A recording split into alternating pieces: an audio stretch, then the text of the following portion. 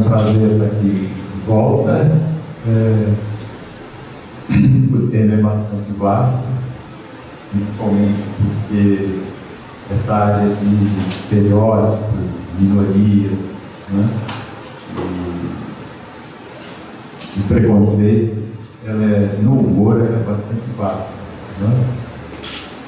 Se eu fosse partir do material que me foi enviado pelos pesquisadores do Wordcom, né, nós ficaríamos aqui acho que umas boas horas analisando cada um dos materiais, eles são muito diversificados. Né? Mas eu tentei apanhar algumas características comuns desse material, do gesto da censura, e do conteúdo. E vou apenas elencar alguns elementos que eu considero essenciais para a gente não ultrapassar o tempo, né? Nós temos só 20 minutos. Né? Então, a primeira coisa que se fala em humor e estereótipo, né, é sempre a questão do estereótipo que é inevitável. Os estereótipos e clichês são sempre inevitáveis. Na verdade, para além do tema do humor, eles constituem parte da nossa atividade cognitiva. Né? A neurologia tem mostrado a sociedade como nós categorizamos sempre. Né? O nosso cérebro precisa categorizar. Nessa sociedade, então, saturada de informação vertiginosa, o estereótipo nos fornece uma espécie de mapa que nos ajuda a ver a realidade. E nós vemos a realidade através desses estereótipos e de categorias, de categorização. O problema é quando a gente enfia o nariz nesse mapa do estereótipo e não olha a realidade. Essa é a questão chave. Para o humor, o uso dos estereótipos e das categorias é muito mais forte, é corrente, é quase que um arroz com feijão no motorista. Esse aí.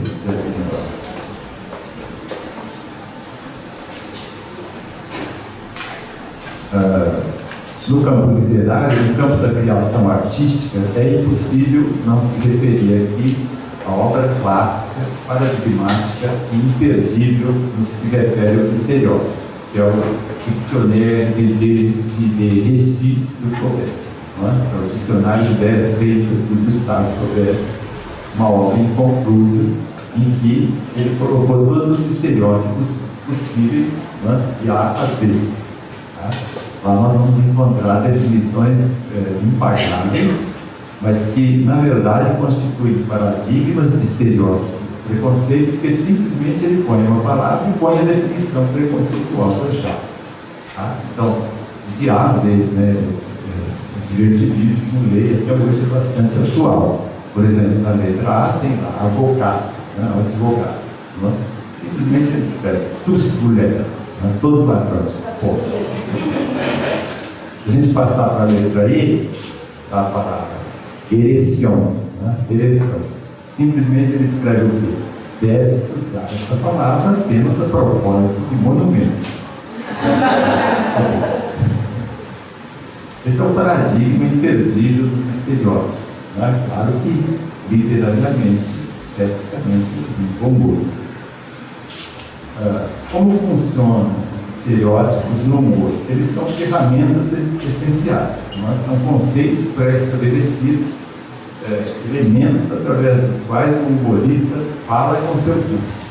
São blocos com os quais os humoristas constroem os seus castelos de piada.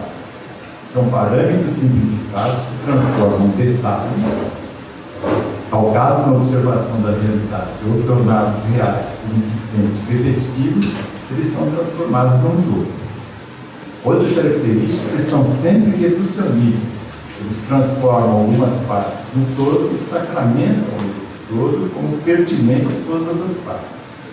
E aí, obviamente, não há espaço para retrovisão. Se os preconceitos existem na sociedade, os humoristas vão usar esses preconceitos. Eles têm que fazer o público rir e entender as piadas. Não é? Essa tira do Laertes. Como é que a gente...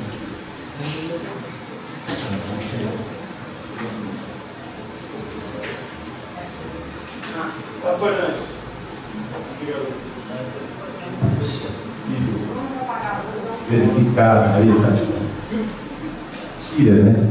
Essa tira já diz exatamente como o humorista prepara uma piada, é uma receita de piada, né? Então você vai aumentando o preconceito e separa o preconceito, né? Ninguém não tem a sequência depois do cozido dos preconceitos. Mas enfim, aqui o que importa não é propriamente mais importante em toda piada, blog, anedota, não é a sua produção, mas a sua origem, primeiro é sempre nebulosa, e a sua recepção, seus usos e as suas práticas. O humor tanto cria e forja estereótipos, quanto subverte e desnuda esses estereótipos. Aqui eu ia prosseguir nessa argumentação assim, tanto acadêmica, né? Mas eu vou fazer uma intervenção um tanto impertinente, né? Já que lidamos com censura. Né? Eu trouxe aqui a cópia da sentença do Tribunal de Justiça do Estado de São Paulo, no caso que a PAI moveu contra Rafael Bastos Rothman, que é o Rafinha Bastos, não é? E o juiz não acolheu a representação da PAI. É muito interessante a sentença do juiz, porque a argumentação inicial dele, além das questões técnicas, jurídicas, né, ele escreveu uma peça a rigor sobre os limites do humor. Né? Ele está trabalhando com os limites do humor. E a argumentação essencial é que o judiciário não pode julgar uma piada. Não cabe a ele julgar uma piada.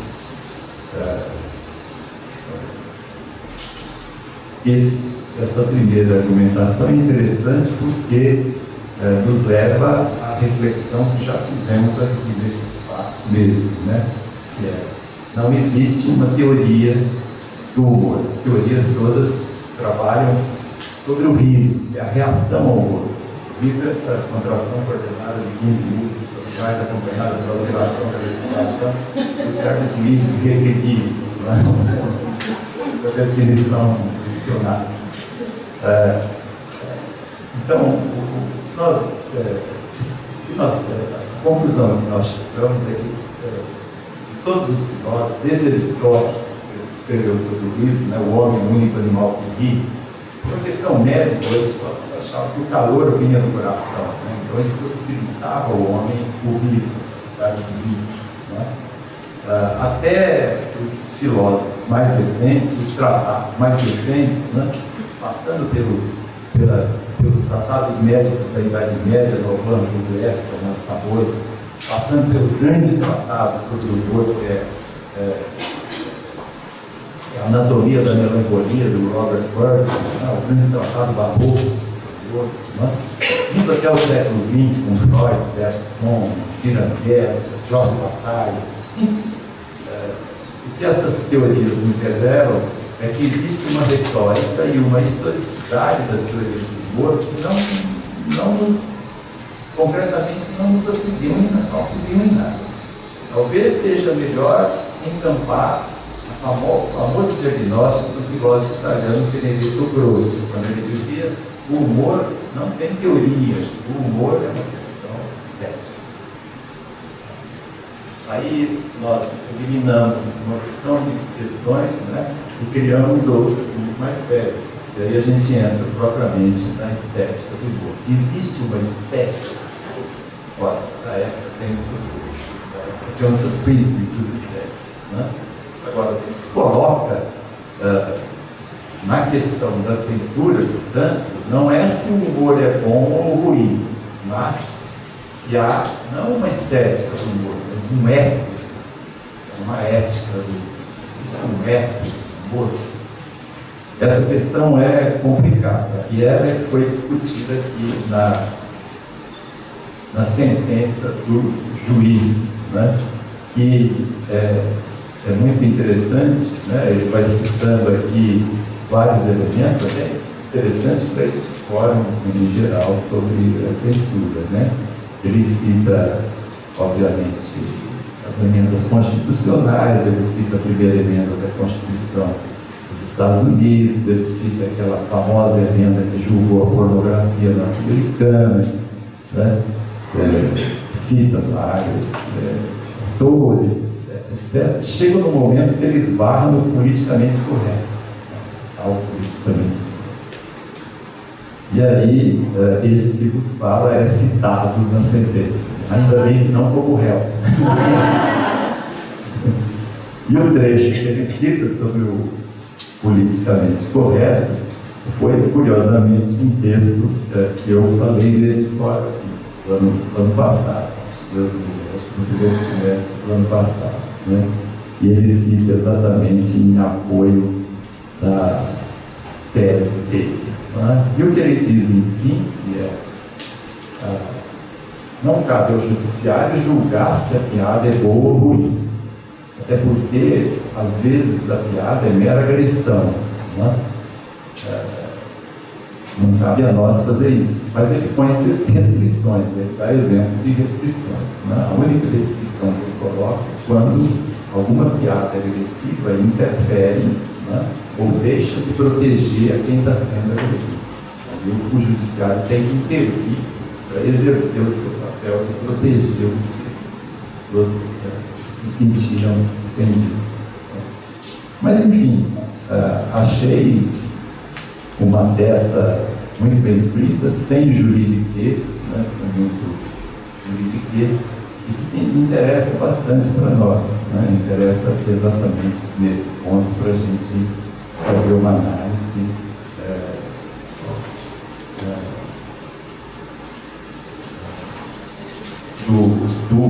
dos limites do existe um método do humor, acho complicado falar a esse respeito, Será que eu podia colocar aqui?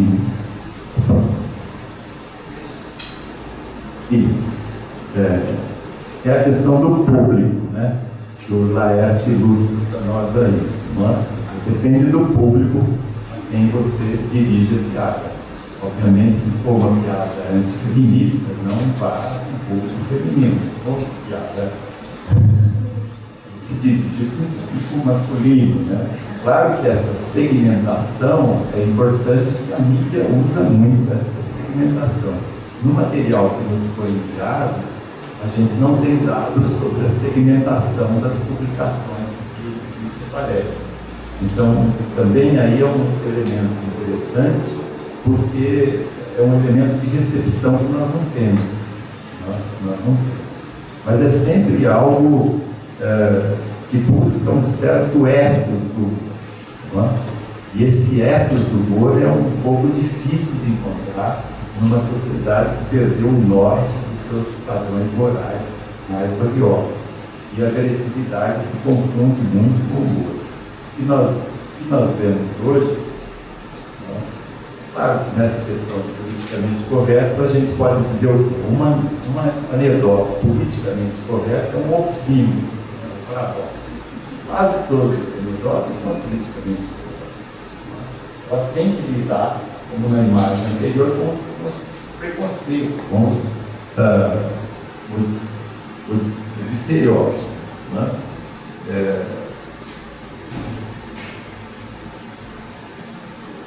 E aí a gente entra num plano também estético, porque também a gente não pode deixar de fazer esse tipo de avaliação. Cabe a nós, enquanto estudiosos e analistas do humor, também levantar princípios de uma estética do humor.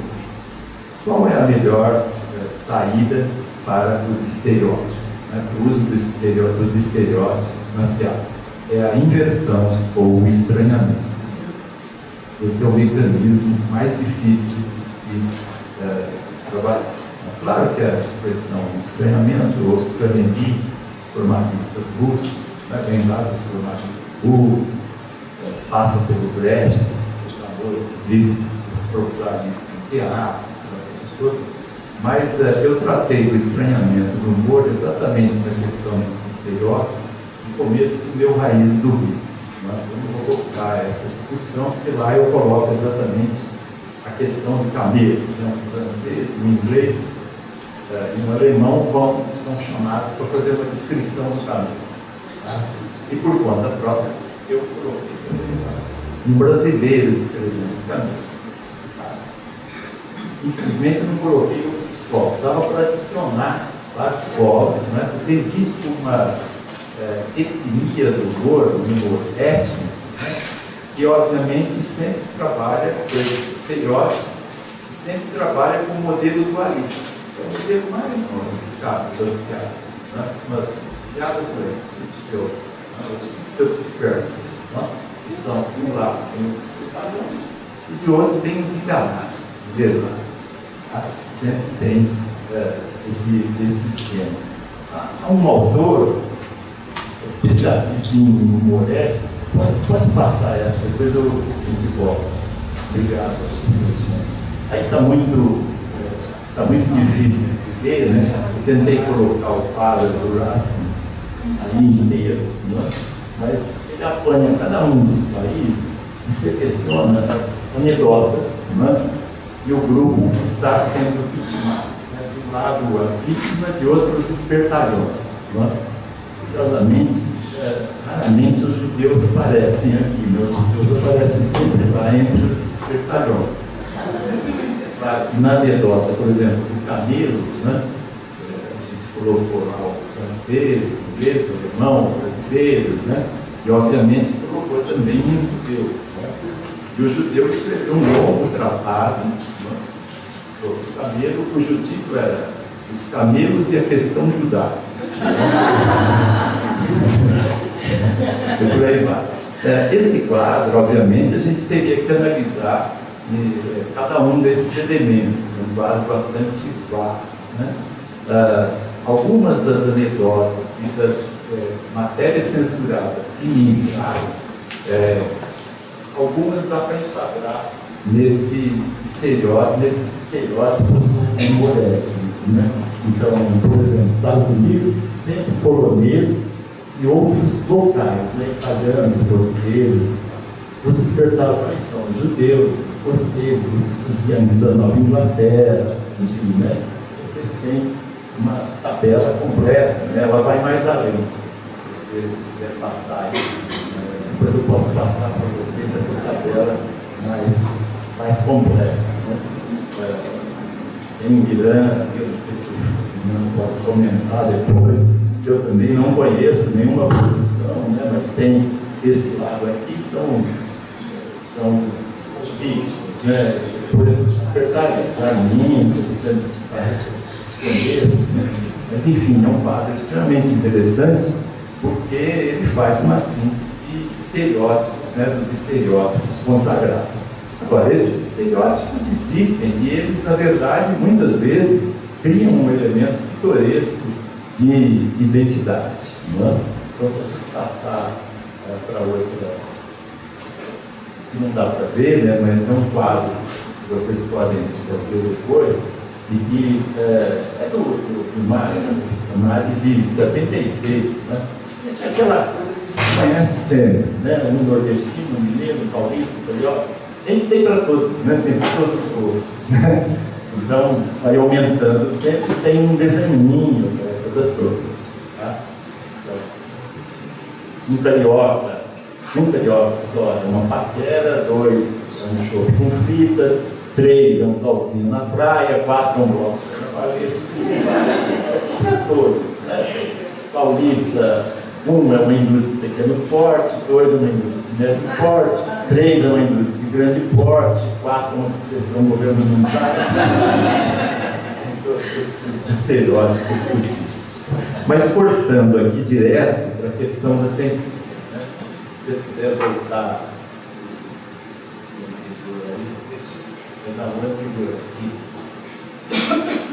eu notei muito nas matérias é que, pelo menos em 2 delas, censura ao humor, né? Era uma censura que se escondia, o gesto censor se escondia. Na verdade, ele queria censurar uma coisa, mas usava como pretexto uma outra coisa para censurar. Como eu não consegui nenhum exemplo muito forte, eu peguei esse de 1970, né? da revista francesa Leto Harakiri. Né? Como vocês sabem, o De Gaulle morreu em 10 de novembro de 1970 e foi enterrado em sua cidade natal, que é Colombe-de-Gerbrune, né? Uma cidadezinha. E na mesma região, um dia depois da morte de De Gaulle, houve um grande incêndio numa boate, morreram várias pessoas. Tá? 3 dias depois saiu essa edição do Hebdo com a famosa inscrição: baile trágico a Colombe, um morto. Tá? Aí o caso é do ethos do humor, porque aqui os franceses dizem que nós respeitamos pelo menos 3 dias de luto nacional, aquela coisa toda. Tá? A revista foi literalmente censurada, só que o motivo que deram para a censura foi a caricatura que saiu ali. E a caricatura é um campeonato de bocha entre os nudistas. Que era pornografia pura, e a justificativa para a censura política foi exatamente o punchline, a piada abaixo da cintura, a piada pornográfica que aparece aí.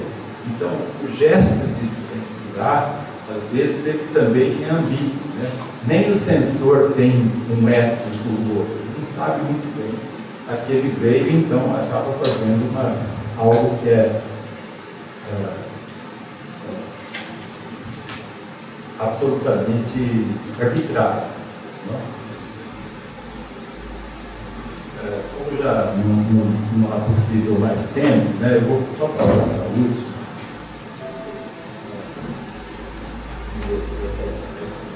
Essas são as séries dos escrotinhos, do Angeli, né, que é a inversão do humor invertido. Né?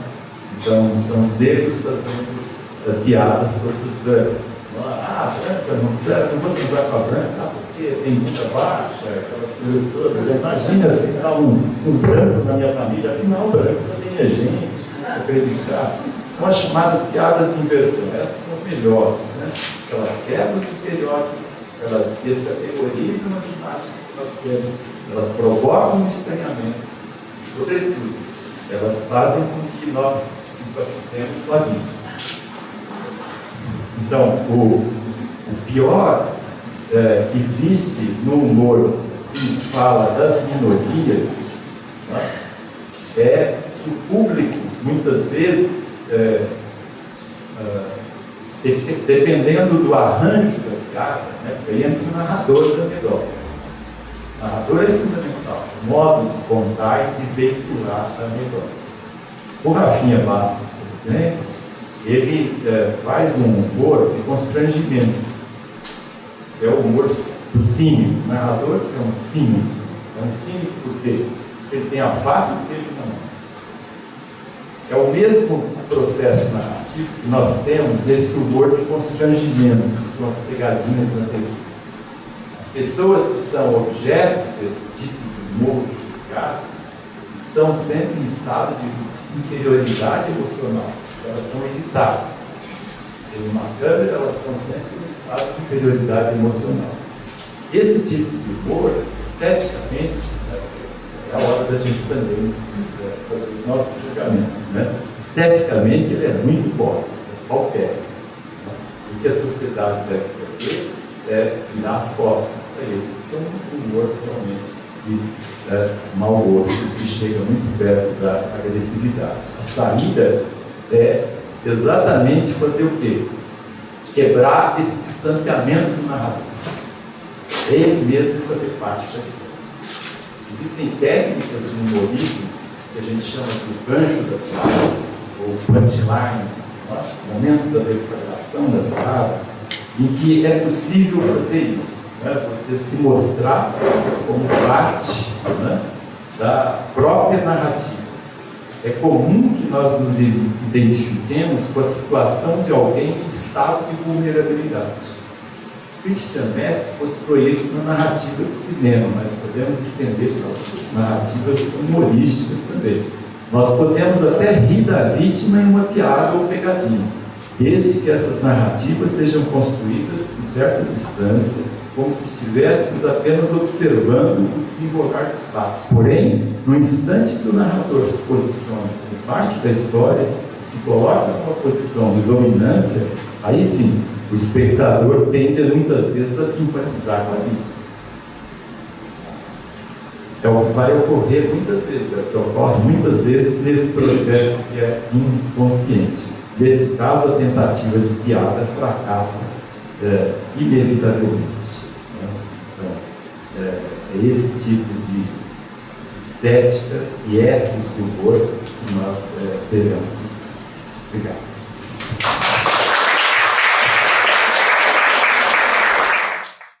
Queria que ele comentasse como a gente está em ano eleitoral, porque em 2010, quando a gente teve as eleições presidenciais, houve uma lei, que eu não lembro agora o número dela, mas que impediu o humor político, né, durante 2 ou 3 meses, enquanto a gente estava no processo de propaganda, né, antes do primeiro turno das eleições, né?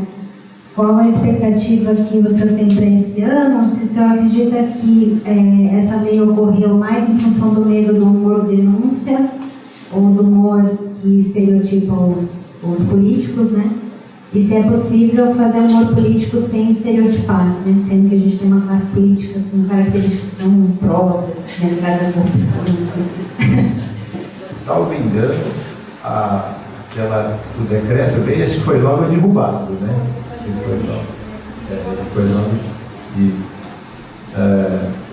Eu acredito que o humor político deve se incrementar cada vez mais. Embora as oposições políticas, quer dizer, a polarização política no país tenha sido muito diluída nos últimos anos, né? E aí eu lembro a frase do Miguel Fernandes que dizia: não existe humor que não seja do contra, né? O problema é contra quem e contra o quê, né? Os padrões políticos estão todos subvertidos, né? Mas isso dá panos para manga, né? Quando morreu Osama Bin Laden, saíram várias caricaturas, várias piadas, né? Pediram para eu fazer comentários, né, a esse respeito. Até saiu num dos sites da USP. E muitas delas tinham referências diretas à política brasileira, né? Você vê como algumas sutilezas, tá? Agora, o humor gráfico, ele tem duas faces, né? Uma pode ser agressiva, mas a outra geralmente é pitoresca. E normalmente os políticos gostam disso, normalmente, a não ser aqueles que não são inteligentes por natureza. Mas há características sempre do humor pitoresco, né? Ele sublima aquela agressividade, tá? O presidente norte-americano,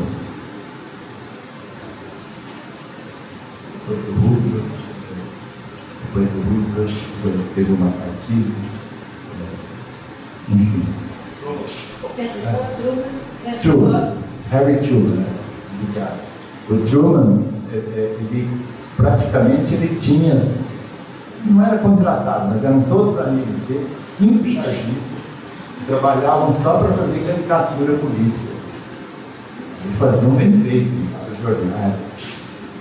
Queria perguntar ao professor Saliba se ele disse que existe um tipo de humor, que é o humor cínico, não é? E que a sociedade, de modo geral, deve rejeitá-lo, né? Ou virar as costas, acho que foi esse o termo que ele utilizou. Nesse momento, aí acho que nós temos a oportunidade justamente de discutir a questão da censura ou da interdição ou da liberdade. Como é que fica nesse caso, né? Como é que a gente analisa essa questão, né? Porque parece que os outros humores, que são os humores mais sofisticados, né, eles teriam uma liberdade maior, uma aceitação maior, né? E se a nossa reflexão é sobre censura, ela vai incidir então nesse humor de uma outra categoria, né? Então essa categorização, ela me pareceu importante e é aí que a gente tem que debater, talvez, né? Eu não defendo nenhum tipo de censura, né? O que eu acho é que existe um tipo de humor cínico, todo humor é cínico, mas depende da posição do narrador em que ele se coloca. Aí há vários exemplos, né? Os melhores exemplos de anedotas cínicas e agressivas são aquelas que usam muito a metalinguagem, ou que fazem com que o narrador apareça na própria história. Quando não é um narrador, e é o que dá mais problema, mais pega, né? É o stand-up. O stand-up é ao vivo, tem público, e aí o humorista ele é obrigado a fazer coisas estapafúrdias que o povo ri cada vez mais agressivas, né? Mas depende muito do gancho que ele usa na anedota, o punchline, né? O deflagrar da anedota.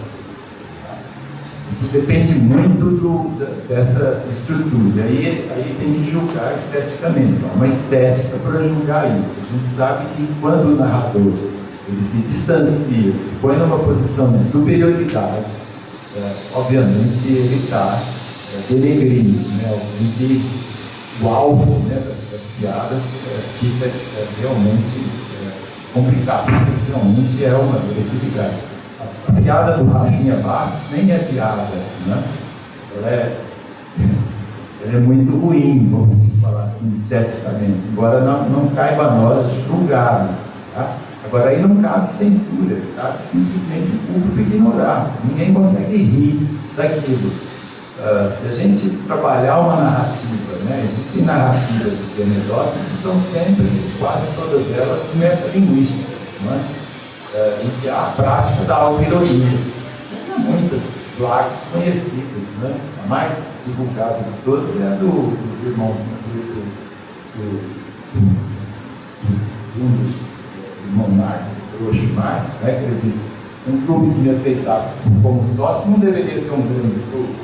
Né? Então há um tom de autoironia que é essencial no humor. Ou aqueles tipos de piadas e de blagues, né, que engendram no ouvinte, né, uma espécie de participação e envolvimento, né, muitas vezes aparece. Há alguns exemplos, mas não dá para a gente analisar todos, né? Tem paradigmas de piadas, né? Tem um banco de dados de piadas, né? Paradigmas de todos os tipos, né? de anedotas, né? Mas algumas delas são assim, muito ligadas à formação da identidade, aos paradigmas e tal, e sobretudo elípticas, né? São anedotas elípticas que quase ninguém usa mais. As pessoas se enquadram, elas são participantes. Posso? Se permite uma aqui? Não vamos censurar? Um francês, um alemão, um italiano e um brasileiro se apresentam para entrar no céu. São os famosos caras do céu. Mas antes tinham que responder corretamente uma pergunta feita por São Pedro. Primeiro, São Pedro perguntou ao francês: onde a mulher tem cabelo crespo? O francês respondeu: na África. Depois São Pedro perguntou ao alemão: o que a mulher tem no meio das pernas? O alemão todo circunspecto respondeu: tem os joelhos. Chamou o italiano e fez a pergunta mais difícil: o que é que se coloca mole na mão da mulher e logo fica duro? O italiano respondeu: é o esmalte. Depois de ouvir todas as respostas, o brasileiro já saiu da fila e já ia tomando o caminho em direção ao inferno. Então São Pedro chamou: ei, eu ainda não fiz a pergunta para você. E o brasileiro respondeu: nem adianta, eu já errei as três. Tem várias paradigmas que exigem envolvimento do público, né? Criam uma equipe e trabalham com meta-piadas, né? Que são as piadas sobre as piadas. Você vê as duas coisas. Roland Barthes trabalhou muito bem esse mecanismo, não mesmo lá na época, mas trabalhou exatamente esse mecanismo do palhaço, do clown. Ver alguém não vendo é a melhor forma de ver intensamente o que ele não vê. Essa que é estratégia do estranhamento que a gente vê muito pouco nas anedotas, mas aparece. Como sabem, neste momento em França tem estado a ser muito discutida a questão de um não sei como é que chama, um cómico que faz humor anti-judaico, que é o Dieudonné, e pôs-se inclusive a questão de serem proibidos os espetáculos deles e os usos dos espetáculos deles. E a minha pergunta é, nós somos contra a censura, somos contra o politicamente correto, ou desconfiamos do politicamente correto, sabendo da ascensão do neonazismo na Europa, sabendo que na Ucrânia há 3 ministros neonazis no novo governo, sabendo da subida da aurora dourada na Grécia, o que é que fazemos? Vamos pelo politicamente correto ou em nome da liberdade de expressão deixamos subir o antissemitismo? Essa é uma questão bastante espinhosa, né? Primeiro porque a grande maioria dos humoristas, os grandes produtores de humor, são de origem judaica. Nós somos grandes humoristas. O humor judaico é extremamente rico, é alto, episódio, né? Quase todas essas estruturas e paradigmas de anedotas vêm inclusive do humor judaico. Agora, qual é o limite para se brincar com elementos da história perversos, né? Perversos criminosos, como o Holocausto? Aí eu acho que funciona muito. Eu li hoje essa sentença do juiz, né? Achei que uma lucidez extraordinária, né? Inclusive ele comenta as piadas do Gentili, né? Aquela nova que ele fez em Higienópolis, né? Não sei se vocês se lembram, iam fazer uma estação de metrô em Higienópolis, porque Higienópolis é um bairro que tem uma população de origem judaica grande, e começou um movimento que não queriam a estação ali, porque ia de vida, essas coisas todas, e ele saiu com essa. A última vez que os judeus pegaram um trem foi para Auschwitz.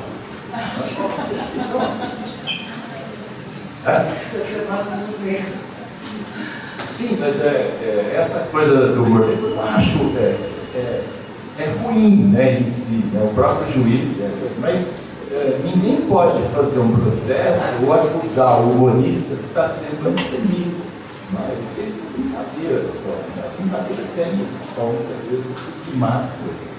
Agora, no caso europeu, aí é muito mais sério, porque as anedotas vão constituir parte de um discurso ou carregar águas com jogos da reação. E politicamente tem uma coisa complicada, né? Bastante complicada. Eu não sei resolver, eu acho bastante ambíguo, né?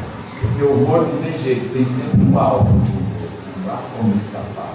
Né? Eu queria fazer uma pergunta que é, na verdade, para todos os integrantes da mesa, que é algo que, desde o último encontro, em agosto, me suscitou, enfim, uma certa surpresa. É o facto de falar de minorias, de falar de discriminação, e nunca aparecer questão de racismo, ou pelo menos aparecer de forma num país que é multirrácico, digamos, se posso usar esta palavra incorreta, não é? Se isto não aparece nunca. E no caso do colega Saliba, falou da piada invertida, mas eu gostaria de saber até que ponto a questão sobre o negro no Brasil ou sobre o índio que aparece nas fotografias e tal, se isso, como é que está relativamente à liberdade de expressão e à questão da discriminação? É essa a pergunta. Infelizmente no Brasil, infelizmente para alguns produtores de humor, as expressões racistas constituem crime. Então, muitas anedotas que eu estudei, por exemplo, do Raio Cristo, ainda bem que as anedotas aqui são colocadas por um analista, senão eu já teria sofrido processo. Tá? E eram anedotas que circulavam no rádio, que hoje constituiriam um crime de racismo. Tá? Eu acho que a grande questão no Brasil é que nós temos poucos humoristas negros. Está na hora de nós termos humoristas negros e humoristas negros também. Seria muito bom que tivéssemos umas irmãs Marx As mulheres estão cada vez mais entrando nesse campo humorístico, porque nos Estados Unidos nós temos esse humor de vingança muito forte. Eu tenho uma coletânea grande de anedotas dos negros fazem sobre os brancos nos Estados Unidos. Curiosamente, aqui no Brasil a gente vê, a gente faz piada de português, de judeu, de baiano, de homossexual, enfim, a gente faz piada disso. Não conseguimos agora fazer piada de negros, embora circulem por aí, né? Mas nós não temos negros fazendo piadas. O dia que, talvez é porque nós não nos libertamos do passado. O dia em que isso ocorrer, eu acho que o humor vai cumprir a sua função, mais do que divertimento, tocar a parte que é o subir. Em relação às duas perguntas da Isabel Fernanda e da Diana Linda. Primeiro, nós tínhamos aqui a professora, a doutora Eunice Prudente, que é do movimento, do Núcleo de Consciência Negra, né? E ela participou dos nossos simpósios. Ela teve que se afastar por excesso de trabalho, né? E ela colocava a posição dela bastante radicalmente contra a piada racista, né? E também, quer dizer, concordar com o Elias, no sentido de que no Brasil já é bastante criminalizada o racismo na comunicação, não só no humor, né? Em segundo, que nós temos discutido muito politicamente correto, né? Principalmente com a intenção de mostrar que muitas vezes aquilo que justifica uma censura não é a sua razão real, né? Então, quer dizer, seja a moralidade, no caso a pornografia, seja o racismo, muitas vezes é usado para penalizar aquilo que não está em jogo, na verdade, como foi o caso da piada francesa, né? Quer dizer, na verdade, a pornografia ela acaba sendo, mesmo no teatro, né? Quer dizer, muitas peças deixaram de ser apresentadas porque em nome da moralidade, quando na verdade aquela moralidade aquela imoralidade tinha um fundo político, né? Então a nossa intenção não é propriamente defender, não é e nunca foi do corpo de professores do OBICOM defender a liberdade de expressão pela própria liberdade, né? Sem a responsabilidade de quem enuncia qualquer ideia, mas de alertar para a ambiguidade e o desvio da censura. Nós estamos aqui comentando que a censura por si só é sempre muito risível, né? Ao censurar, o censor se expõe e mostra as suas próprias ambiguidades e as suas próprias dificuldades. E a nossa intenção não é rir da censura, né? Mas mostrar que ela é um recurso de um status quo para o domínio da percepção que a sociedade tem da realidade. Só explicar isso, porque eu achei que as duas perguntas diziam de alguma forma respeito ao nosso projeto também, né? Por acaso houve alguma tentativa? A gente passou pelo carnaval, eu estava fazendo uma seleção de marchinhas de carnaval. É incômodo cantar Teu Cabelo Não Nega hoje, ou a Cabeleira do Zezé. Existe alguma ação contra isso, alguma proibição de Teu Cabelo Não Nega, já que a cor não pega? As marchinhas, quase todas as marchinhas de carnaval são absolutamente politicamente incorretas. A marchinha eu ouvi várias vezes nesse carnaval, mas eu não ouvi os primeiros versos. Acho que eles foram suprimidos. Os primeiros versos tens o sabor, vem do Brasil, tens a alma cor de amigo, e Mulata, mulatinha, meu amor, fui nomeado teu tenente interventor. Sim. Aí o resto, sim, ele é um refrão.